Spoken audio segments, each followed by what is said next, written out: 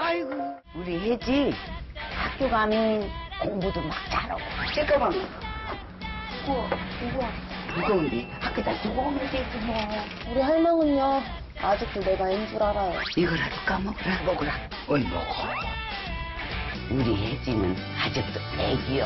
나가 옆에 있어야 돼요. 손짓따라 나는 물질로 먹고 살았지만 너는 꼭 기림으로 먹고 살라. 네, 영화 개춘 할망의 한 장면인데요. 요즘에 이렇게 손자, 손녀를 키워주시는 할머니, 할아버지 많으시죠? 이정훈 기자. 특히 이제, 엄마들이 네. 이제 많이 직장을 가지고 있잖아요. 그래서, 이렇게 할머니, 할아버지들이 손주, 손녀를 키우는데, 그렇죠? 주변에 그런 분들 많이. 네, 굉장히 많으시죠. 저도 애를 키우고 있습니다만, 저는 이제 뭐 부모님이 봐주시지는 않지만, 네. 조부모가 아이를 키우는 가정이 굉장히 많아지고 있고요. 그래서 네. 할마, 할빠들의 신육아 시대, 뭐 이런 얘기도 나오고 있죠. 네. 하나의 문화처럼 되고 있는데, 강수영 기자. 그런데 말이죠. 오늘 뉴스의 주인공입니다. 17년간 손자를 기른 할아버지가 아들 부부를 상대로 소송을 냈다는데 네. 어떤 이야기입니까? 네, 맞습니다. 1998년에 아들 내가 이혼을 하면서 네. 할아버지가 손자를 맡게 됐는데요. 네. 그런데 17년 동안 홀로 손자를 키우던 그 할아버지가 네. 당시에 이제 급식 사업을 하면서 돈을 많이 버셨습니다. 네. 그때 이제 손자를 위해서 개인 과외까지 시켜주면서 네. 굉장히 여러모로 손자를 부양을 했는데 네. 그런데 할아버지 급식 사업이 좀 안 좋아지면서 아들 내에게 내가 지금까지 부양을 했던 예. 부분들을 돌려달라 뭐 이런 식으로 소송을 냈습니다. 예. 그래서 그 아들네를 상대로 손자 키운 몫을 묻기로 하고 양육비 네. 소송을 낸 게 지금 이 소송의 쟁점인데요. 2009년에 소송을 냈네요. 그러죠? 네, 맞습니다. 네. 네, 네. 소송을 내죠. 네, 그래서 법원에 이번에 판결이 판결이 오늘 나온 거죠. 네. 네, 맞습니다. 법원은 이제 지난해 아들과 며느리를 상대로 그동안 이제 사용한 양육비 9천만 원 하고요. 네. 그다음에 양육비 매월 지금 여기 보이시겠지만 네. 할아버지가 양육비를 매월 100만 원씩 달라고 이제 청구를 했는데 네. 그런데 법원이 아들에게 3,500만 원을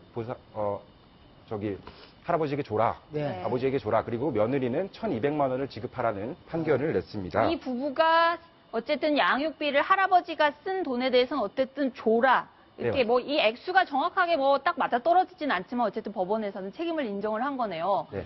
근데 저는 개인적으로 어떻게 그렇게 무책임하게 양육비조차 안 주고 할아버지한테 양육을 시켰는지 그게 좀 이해가 안 되긴 하는데. 여상 변호사님, 네. 이게 지금 하급심 판결인데 그러죠? 아. 이런 사건에 대해서 대법원 판결이 있습니까?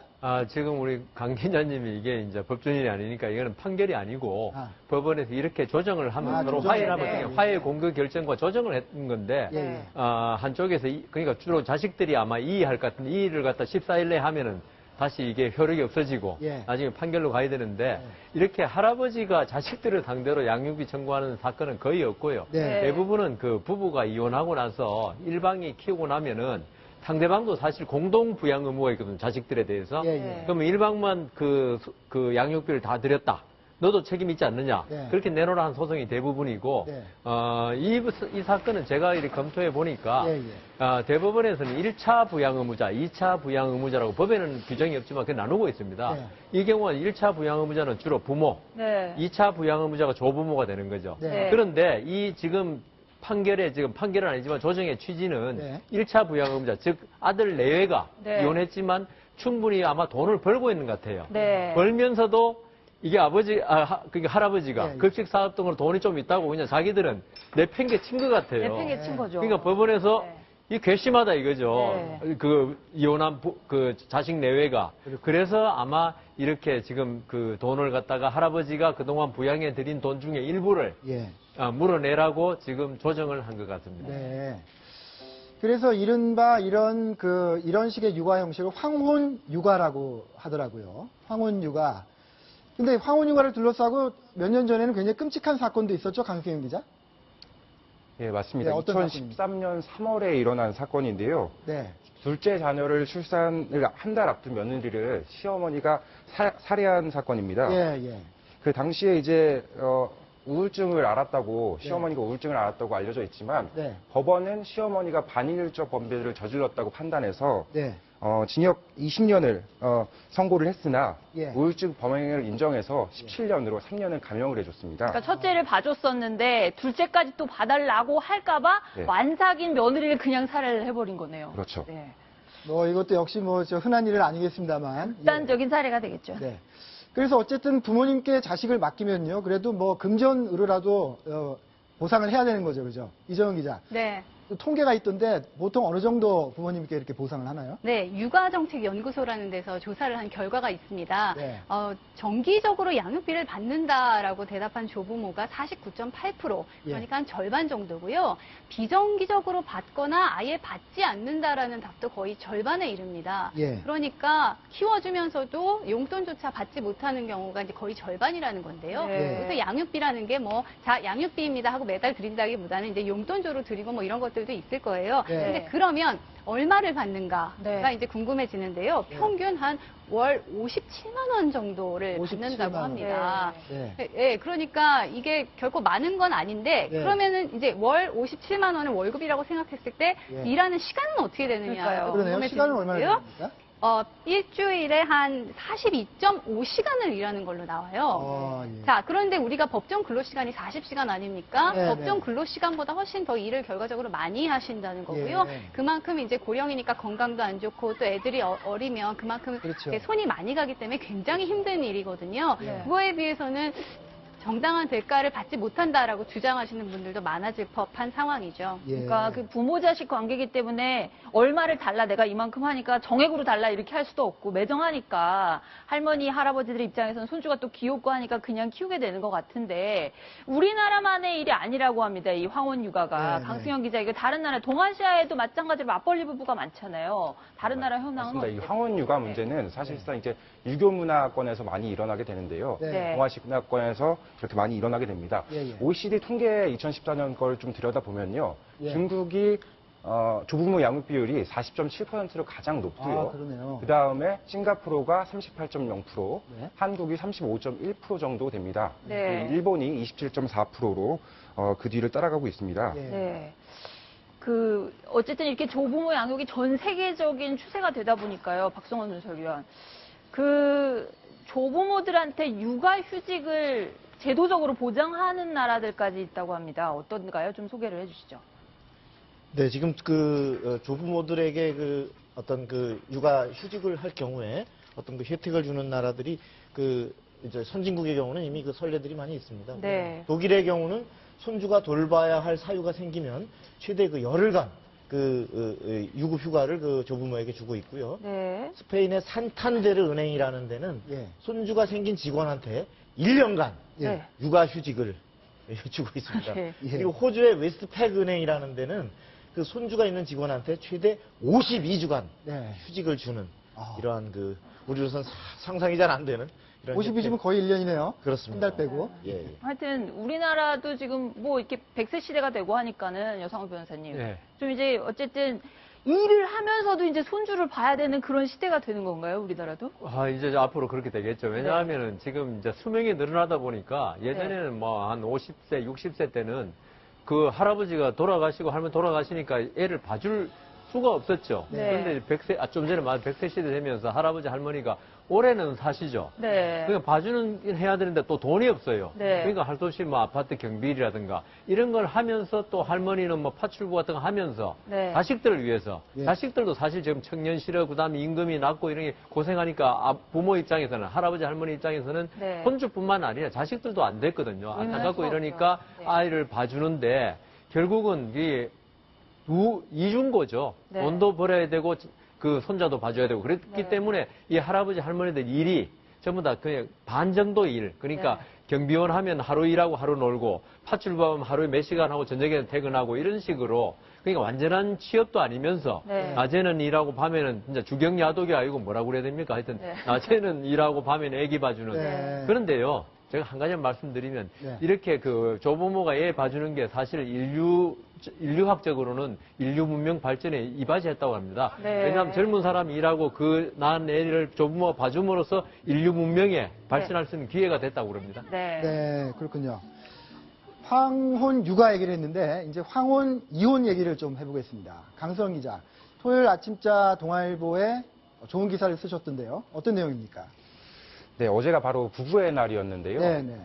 과거 이제 익히 알려진 대로 황혼 이혼이 요즘 좀 늘어나고 있습니다. 네. 나를 위한 삶을 살겠다는 뭐 이런 결심을 하면서 네. 노년 부부들이 갈라서는 경우들이 많이 늘었는데요. 네. 그런데 최근 이제 나온 조사를 보니까 네. 그 황혼을 고민하는 남성들의 비율이 굉장히 늘어났다는 게 주목할 만한 부분입니다. 네, 지금 여기 통계가 나오고 있습니다. 그죠? 5년 전에 비해서 남성, 그러니까 이혼 상담을 요청하는 건수죠. 네. 상담 신청 건수가 남성이 57명에서 523, 거의 10배로 늘었고요. 여성도 늘어나긴 했지만 남성이 늘어난 그 비율이 훨씬 가파르네요. 네. 네. 이제 한국 가정법률 상담소 이제 통계인데요. 네. 이게 과거에는 이제 여성들이 뭐 남편의 외도라든지 폭력이라든지 이런 것들을 견디지 못하고 네. 나중에 노년에 가서 이제 우리 헤어지자 이런 식으로 이제 이혼을 하는 경우가 많았는데 지금 남성들이 먼저 이렇게 얘기를 하는 경우는 사실 네. 없었거든요. 네. 그런 부분들이 늘고 있다는 통계입니다. 사연들도 많이 취재하셨죠? 어떤 사연이 있습니까? 네, 지금 이제 한 분 사연이 나옵니다만 5년 전에 퇴직하신 60세 할아버지네요. 네. 지금 네. 5년 전에 퇴직을 하셨고요. 네. 이분 같은 경우에는 그 퇴직을 한 이후에 그 부인이 퇴직금의 대부분을 네. 아들의 사업 자금으로 줬습니다. 그리고 나서 이제 경제력이 상실하게 나니까 네. 이제 남편에게 계속적으로 잔소리를 하고 네. 굉장히 뭐 한숨을 쉬고 이런 식으로 스트레스를 줬습니다. 네. 그러다 보니까 근데 그 안에서 이제 가정 내에서까지 소외를 받고 네. 그런 식으로 이제 무시를 당하다 보니까 네. 이렇게 무시당하느니 내가 혼자 살겠다라고 네. 하면서 이혼을 결심하게 된 경우입니다. 네, 그렇군요. 이정은 기자, 그러니까 이런 현상들이 늘어나고 있다는 얘기인데 네. 어떤 배경들이 있을까요? 이 우리 사회에 뭔가 좀 구조적인 배경들이 있겠죠? 네, 과거만 해도 황혼 이혼하면 보통 여성들이 네. 더 이상 이렇게는 못 살겠다. 한평생 가정을 위해서 희생했다면서 네. 내는 이혼이 대부분이었잖아요. 네. 그런데 이렇게 남성들이, 그러니까 노년의 남성들이 황혼 이혼으로 신청을 하는 거는 조금 굉장히 어떤 사회적인 의미가 담겨 있는 게 아닌가. 네. 일단 전문가들이 지적하는 게 이제 보통 남성이 여성에 비해서 예. 인정받으려는 욕구가 강하다. 이거 예. 제 얘기 아닙니다. 전문가들의 분석이 그런 예. 건데요. 근데 이제 은퇴 후에 안 그래도 일을 하지 않는 데서 오는 이 자존감이 이렇게 약화되는 그런 문제가 있잖아요. 네. 그런데 경제적인 것만이 아니고 집에서도 이제 인정받지 못한다. 네. 그런 데서 오는 어떤 그 자존감이 무너지는 문제, 어떤 네. 자존심의 문제 이런 것들 때문에 그렇다. 그리고 또 가부장 문화라든지 고정적인 성 역할이 무너지는 데서 오는 그런 이유도 있지 않겠느냐. 네. 그래서 결과적으로는 이게 조금 노년의 비극처럼 가정이 막판에 깨진다. 이런 식의 해석이 나오고 있습니다. 네. 여상 변호사님, 네. 우리가 이제 100세 시대를 맞이해서 이런 위험에도 미리미리 대비를 해야 되겠네요. 어떻게 하면 대비할 수 있을까요? 그러니까 젊을 때 잘해야죠. 예, 기본은 젊을 때 잘해야 하고. 예. 그 주로 아까 우리 이정 기자 이야기하셨지만 이 황혼 이혼 당하는 사람의 많은 부분이 네. 젊을 때 어떤 가부장적인 권위를 행사했던 사람들이 네. 나이가 들면 사실 뭐 소득도 별로 없고 네. 그에 비해서 여성들은 소득이 있는 경우도 많고 그러다 보니까 찬밥 신세가 되는 거죠. 네. 그리고 저는 또 한편으로는 여성들도 있죠. 네. 이 남성에 대해서 젊을 때 의존적으로만 생각할 게 아니고 예. 나는 남편이 벌어다주는 돈 가지고 생활해 아니고 이제 이 사회가 점점점 발달해가지고 네. 정말 독립적인 존재라가 돼가는 것 같습니다. 독립적인 이게 좀 서구적인 거라서 우리 사회에 그대로 적용하기는 어떨지 모르겠지만은 네. 그 남녀 모두 상대방을 갖다가 독립적 존재로 인정해주고 예. 어떤 그 생활 능력에 대해 독립적으로 어떤 생각할 수 있을 때 네. 나중에 그 상대방이 어떤 경제 능력을 잃을 때 네. 거기에 대해서 크게 그 생각이 달라지지 않거든요. 젊을 때부터 그렇게 생각했다면. 예. 그러니까 너무 상대방에 의존하지 마라. 네. 각자의 삶을 가지고요. 취미 생활도 각자 자기 취미를 가지고 물론 부부가 같은 취미를 가지는 게 제일 좋다는데 네. 이런 어떤 개인적인 존재로서 어떤 그 의미를 찾으면은 네. 나이가 들어서도 이런 비극적인 상황은 오지 않지 않을까 그런 생각합니다. 네, 알겠습니다. 황혼 육아, 황혼 이혼 이런 문제 다 100세 시대가 왔기 때문에 우리가 필연적으로 닥칠 수밖에 없는 문제 같은데요. 우리 사회가 전체적으로 슬기롭게 대응해 나가야 되겠습니다. 네. 그럼 여기서 강승현 기자는 인사드리고, 네, 오늘 수고하셨습니다.